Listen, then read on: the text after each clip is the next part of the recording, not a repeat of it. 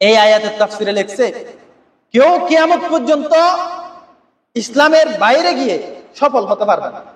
কেউ কিয়ামত পর্যন্ত বাতিল ফেরকা হয়ে তাদেরকে আল্লাহ সফলতা দিবে না।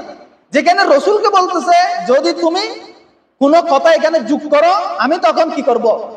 আমি ডান হাতে মানে এটা তোমার হৃৎপিণ্ডের রক কেটে ফেলবো।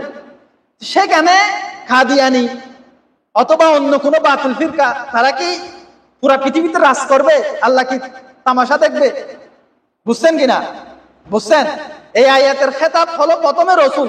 আল্লাহ তাআলা প্রত্যেকটি আয়াতের খেতাব রসুলকে করে। এটা একটা রসুলের শান মর্যাদা। রসুলকে খেতাব করে যে কোরআন নাযিল হচ্ছে, এটা রসুলের মর্যাদা বৃদ্ধি পাচ্ছে। কিন্তু এই আয়াতের মেজদাক হলো কিয়ামত পর্যন্ত আনেওয়ালা সকল বান্দা। যে কোন বান্দা যদি আল্লাহ তাআলা বলে নাই, সে যদি এটা মার্কেটে চালাতে চায়, আল্লাহ তাআলা তাকে কি সামনে আগাতে দিবে না। আল্লাহ তাআলা ওখানে ধরবে। এই জন্য পৃথিবীর শুরু থেকে এ পর্যন্ত কোন বাতিল কখনো পর্যন্ত মাথাছাড়া দিয়ে উঠে পৃথিবী ব্যাপী রাজ করতে পারে না। ওখানে আল্লাহ তাআলা তাদেরকে কোনো না কোনো পর্যায়ে ধরবে। আল্লাহ ছাড় দিবে না। এই আয়াতের এটা হলো ইশারাতুন নস বলে আয়াতের তাফসীরের মধ্যে এই কথাটা আছে যে রসুলকে যখন আল্লাহ তাআলা এই কথা বলতেছে যে আপনি যদি কোনো কথা এখানে অ্যাড করে দেন তখন আমি ধরবো।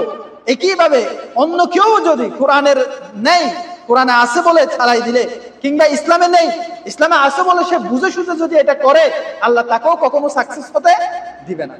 এজন্য সাকসেসনেস এটা হক্কানিয়তের একটা বড় প্রমাণ। মনে রাখবেন, সফলতা, এই যে আজ আফগানের তালেবানরা সফল হয়েছে, এটা একটা হক্কানিয়তের বড় প্রমাণ। তারা যদি হকের উপর না থাকতো, আল্লাহ তাদেরকে সফলতা দিত না, এবং তাদেরকে আল্লাহ তাআলা মাঝপথে তাদেরকে আবার কি করে দিত?